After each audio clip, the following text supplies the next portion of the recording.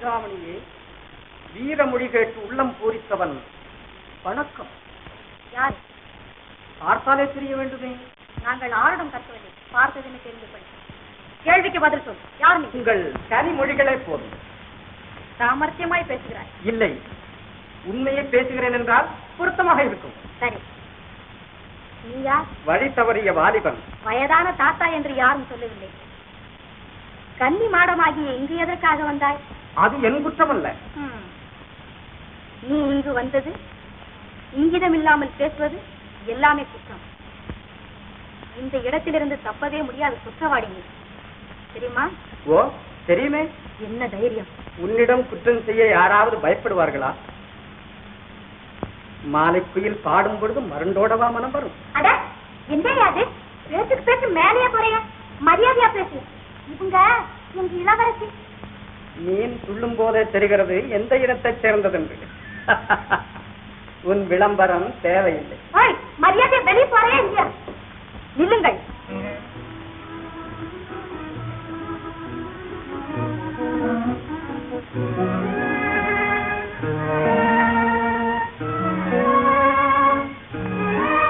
இவரை வெளியே அனுப்புவது தவறு. கட்டி அறையில் பூட்டி வைக்கிறேன். அப்பாவிடம் காலையில் ஒப்படைப்போம். அம்மா, இப்பவே அனுப்பி விடலாமே. இன்னதை செய், போ.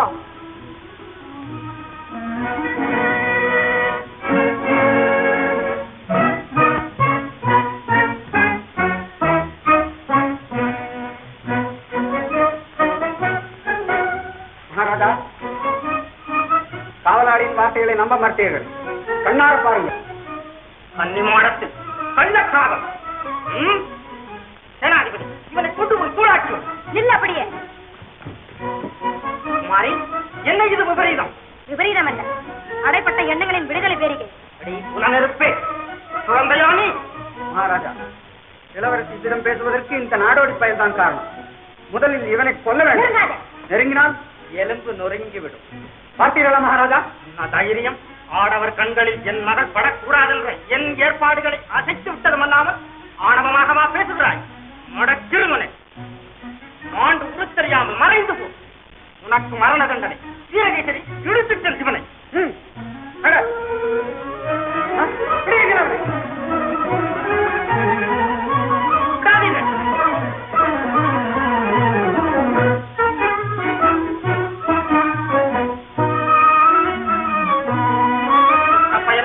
தப்பி ஓடிவிடலாம் என்ற துணிவா? வீரகேசரி, சூரிய உதயத்துக்குள் இவனை சிரச்சேதம் செய்துவிடும். கொண்டு போங்கள் இவனை.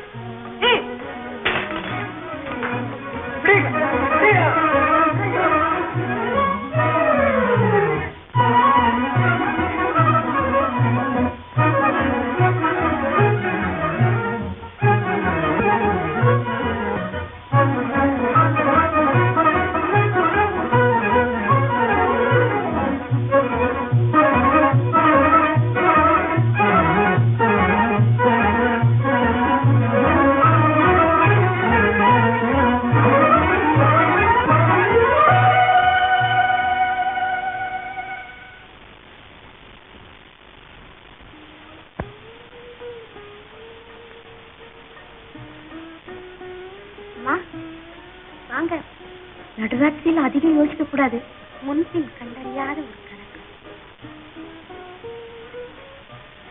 காரணமே தெரியவில்லை. காரணம் தெரியாமல் என்னமா? அது வெளியே சொல்ற விதம் தான் தெரியல உங்களுக்கு. இந்த ஆள்தாமா காரணம். அவர் என்னடி செய்வார்? பின்ன என்னமா செய்யணும்? எல்லாரும் வாயால் பேசுவாங்க, அந்த மனுஷன் கண்ணால் என்ன பேசிட்டான்? சரி சரி, இப்போ அம்மா வருத்தப்படாதீங்க. வர வர எல்லாம் சரியா போகும்.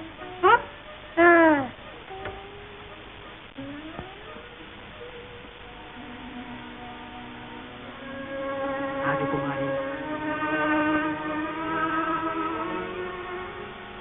தனிமையில் தத்தளிக்க வேண்டாம். துயரப் புயலில் நீ ஒரு துரும்பாக வேண்டாம். என் துயரம் உமக்கு எப்படி தெரிந்தது? உருவமற்ற ஒரு சக்தி உன்னிடமிருந்து எனக்கு தூது கொண்டு வருகிறது. ஒன்றும் புரியவில்லையே. புதிய விஷயம் இது. புரிந்து கொள்ளும் காலம் வந்துவிட்டது.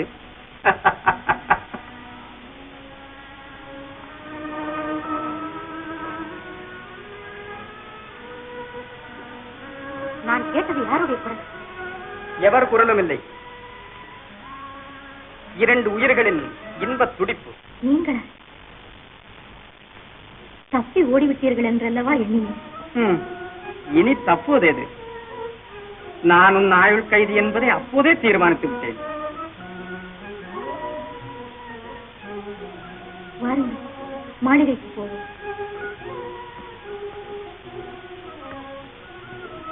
என்ன ஆழ்ந்த யோசனை!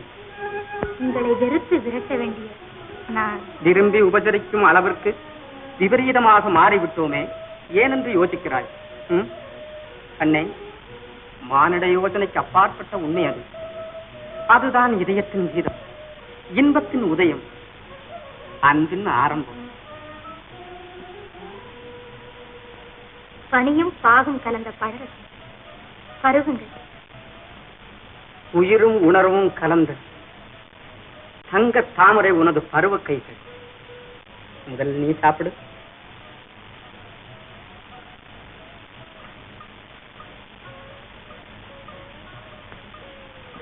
இன்று வரை நான் முள்செடியாய் இருந்தேன். நீங்கள் என்னை முல்லை கொடியாக்கி விட்டீர்கள். அதன் புதுமணத்தில் என் ஆத்மா பரவசமடையும் குமாரி.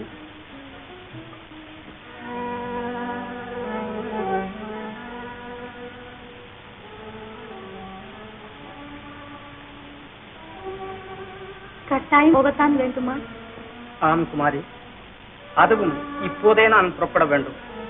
ஒரு வயோதிக தந்தை, அன்பே உருவான ஒரு சகோதரி, என் நலனை நாடும் ஒரு நண்பன் ஆகிய இம்மூவரும் என் வருகைக்காக காத்துக் கொண்டிருப்பார்கள். நாம் போகாமல் இருக்க முடியாது. போய்விட்டு சீக்கிரம் வந்து விடுகிறேன்.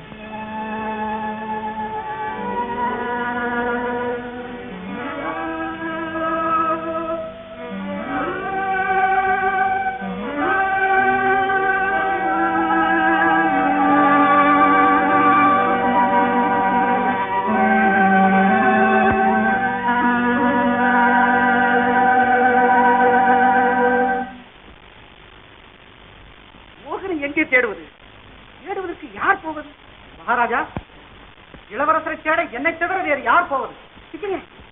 மகாராஜா, இளவரசரை இதுவரை திரும்பாததால் நானே போய் தேடுவதற்கு தீர்மானித்து விட்டேன். நீங்களே போக வேண்டும்.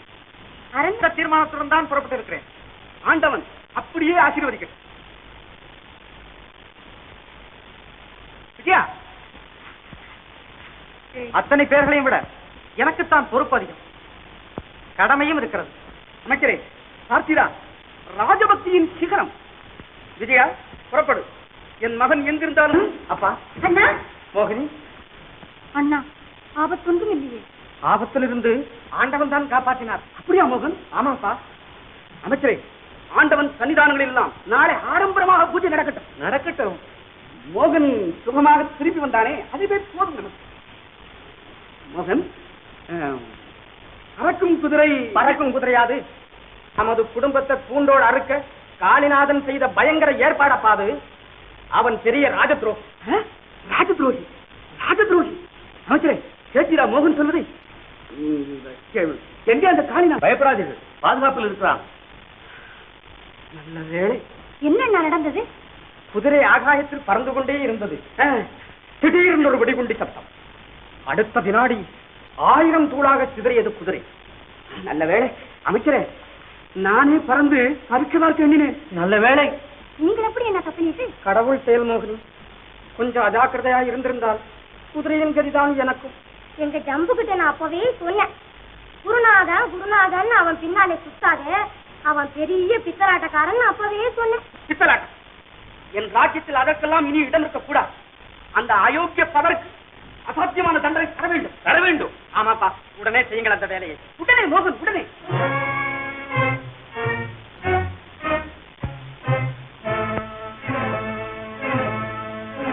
காளிநாதா, கொலை பாதகா, என் மகனின் உயிருக்கு அபாயம் தேடியது 4வது குற்றம். எங்கள் எல்லோருக்கும் உடல் நடுக்கம் ஏற்பட செய்தது 5வது. 5வது குற்றம். இந்த 5 குற்றங்களையும் செய்த நீ உடனே இந்த கணமை என் நாட்டின் எல்லை விட்டு ஓட்டம் எடுக்க வேண்டும். இது மகாராஜாவின் கட்டளை.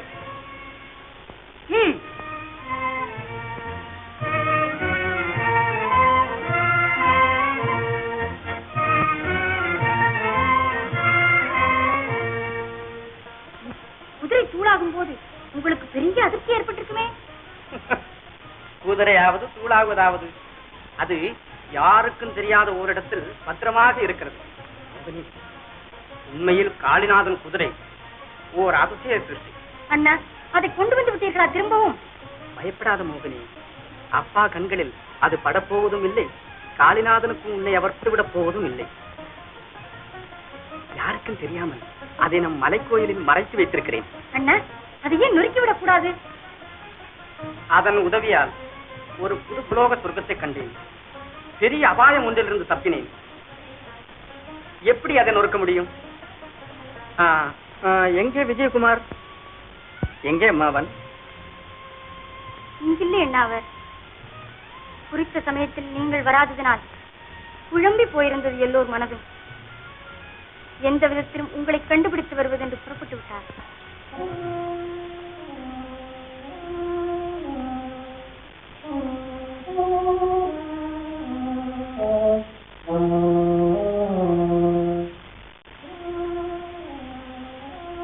நீங்க சொன்னதெல்லாம் சரிங்க. எங்கேயும் போய் தேடுவீங்க? எப்ப ஊர் போய் சேருவீங்க? எங்க இருந்தாலும் சரி, என் ஆரியர் தோழன் இல்லாமல் இதை நான் ஊர் திரும்ப போவதில்லை. இது என் அசைக்க முடியாத தீர்மானம்.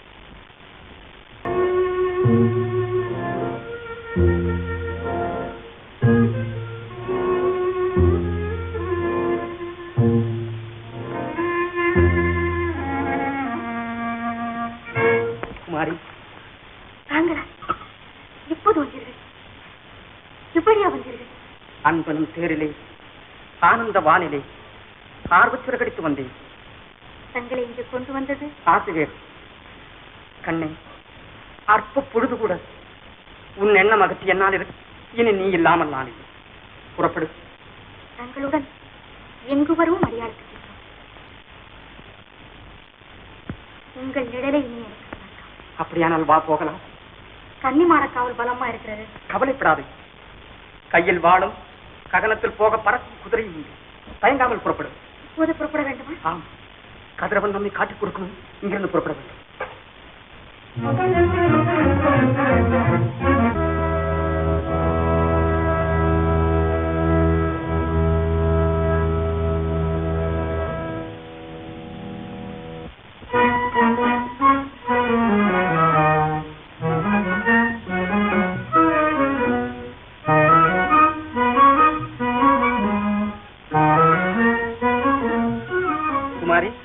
இப்போது உன்னை அரண்மனைக்கு அழைத்து போகவில்லை.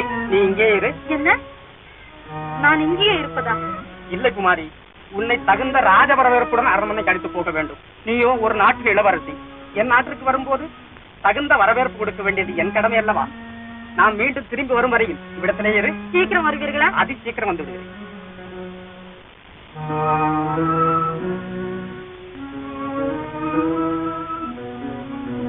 குதிரை இருக்குது ஒரு இடத்துல. இருக்குதா? மாய குதிரை இருக்குதா? இந்த குறுக்க ஒண்ணும் பேசாதே. கேள் பூராவும். சொல்லு காளியம்மா, சொல்லு. ஊரை விட்டு காளிநாதன் தொலைஞ்சதும் மாய குதிரையை நீ எடுத்துக்கிட்டு போ மகாராஜா கிட்ட. நிறைய பணம் கிடைக்குதா இல்லையான்னு நீயே பாரு. அரண்மனைக்கு குதிரையை கொண்டு போனா அடிச்சு நொறுக்கி போடுவேன்னு சொல்லுவாரு உங்க குட்டி ராஜா. அதெல்லாம் சொல்ல மாட்டாரு. இளைய ராஜாவுக்கு குதிரை மேல ஒரே ஆசை. இப்போ என்ன ஆச்சரியம்! ஏன் காளி, எங்க குருநாதர் பின்னால நான் சுத்தக்கூடாதுன்னு இப்படி எல்லாம் கதை அளக்கிறியா? கதையும் இல்ல, அளப்பும் இல்ல. இந்த ரெண்டு காதாலையும் கேட்ட உண்மை. இப்ப வேணுமானாலும் வா, மலைக்கோயில குதிரை இருக்கா இல்லையா பாரு. அப்படியா? மாய குதிரையா? மலைக்கோயிலையா? குருநாதா, எல்லாம் உன் தயவு. இன்னுமா குருநாதங்கிற? நான் சொன்னதெல்லாம் ஏறிச்சுதான் இல்லையா காதுல? நல்லாதான் ஏறிச்சுது காளியம்மா. நல்ல தினமா நடந்துக்கிட்டா நம்மளும் நல்ல தினமா இருக்கலாம். என்ன இவ்வளவு சொன்னியே போதாதா? இனிமே எப்படி நடக்கணும்னு இந்த ஜம்புக்கா தெரியாது?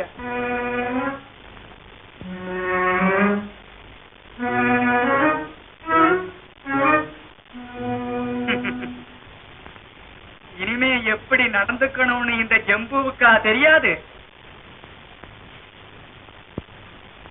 மோகினி, இந்த அரண்மனையை அலங்கரிக்க அபூர்வமான ஒரு பொருள் கொண்டு வந்திருக்கிறேன்.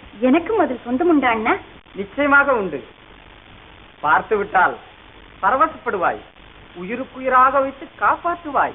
எங்கே என்ன அந்த பொருள்?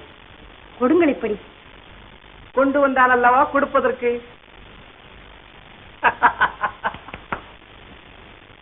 கொண்டு வராமல் தானா இத்தனை ஆசை காட்டினீர்கள்?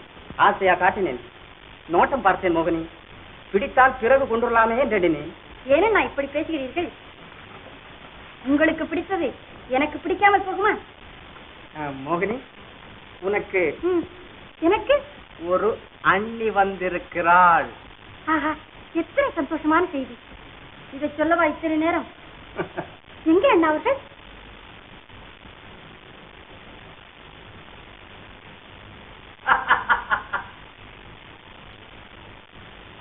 எங்கே அண்ணா அவர்கள்? இங்கே இல்லை, அவள் மலைக்கோயில் வைத்திருக்கிறேன். ஏன் அண்ணா அப்படி செய்தீர்கள்?